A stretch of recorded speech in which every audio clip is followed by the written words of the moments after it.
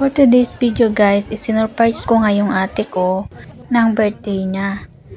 Pero ang birthday niya yan dyan guys is nung Friday pa. Pero hindi nga kami nakapagkita ng Friday kasi ang off nga namin is Sunday.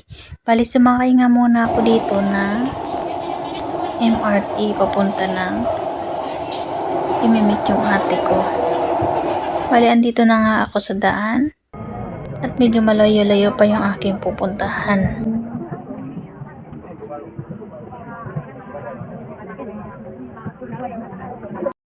Pagkatapos nga ay nagkita na nga kami ng ate ko at pupunta na kami ng church.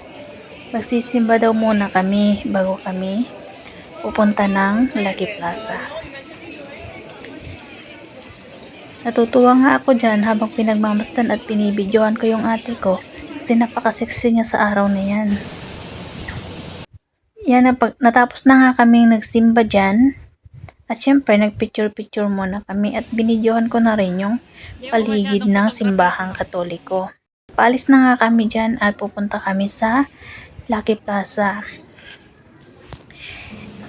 Sobrang init nga dyan habang naglalakad kami. Nag-stop nga muna kami dito kasi patatawid kami. Nihintay namin yung ganito kaganda dito sa Singapore. Ang lakaran ng mga tao is may traffic light din. Bali nag-green na nga at nagpatuloy na kaming maglakad.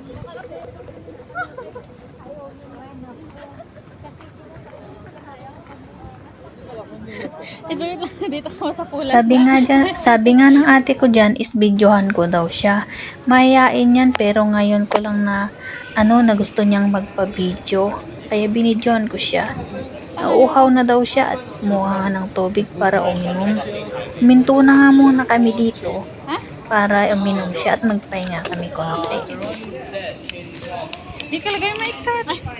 Pagdating nga namin sa Lucky Plaza, is nag-order na nga kami ng Jollibee dyan. Akala ko dito is ililibre niya ako, pero ako pala yung maglilibre. Dito ay dahil nakalimutan ko sa Jollibee binigay yung gift ko, ay dito ko na nga lang binigay. Binibidyo niya pa rin mukha ko dyan, ang pangit-pangit. Charot.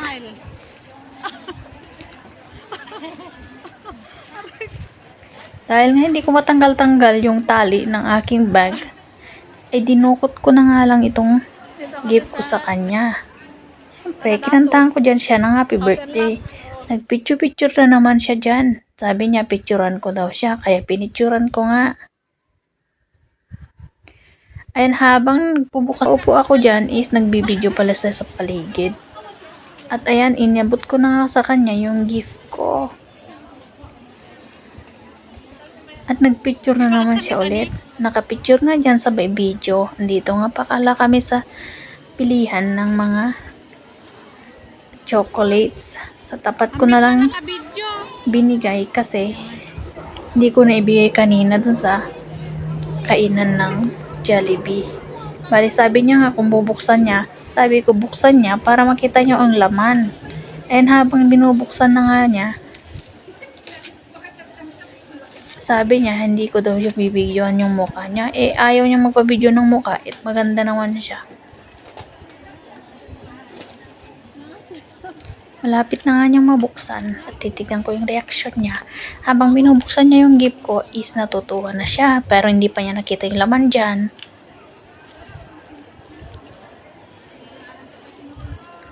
Tawa-tawa pa siya dyan. Cappuccino. Bali yan nga yung gift ko sa kanya at tuwang-tuwa nga siya, napapawaw talaga siya. Excited na niya nga. Excited niya ay sinuot na niya. Bali pinagsabay ko nga pala yan nung binili ko yung relong suot ko. Excited na yung isuot yung gift ko sa kanya ay hindi niya alam kung paano buksan. Sabi ko pindutin niya lang sa magkabilang gilid. O, di ba sinuot niya? Na-excite nga siya. dahil sa regalo ko. Nakita ko nga yung mukha niya dyan ay tuwang-tuwa. Sabi ko sa kanya, bababa na kami at ipapa-adjust namin kung saan ko binili. At nagsama na kaming dalawa dyan para i-adjust. Ipapa-adjust yung mga relo namin. Thank you for watching!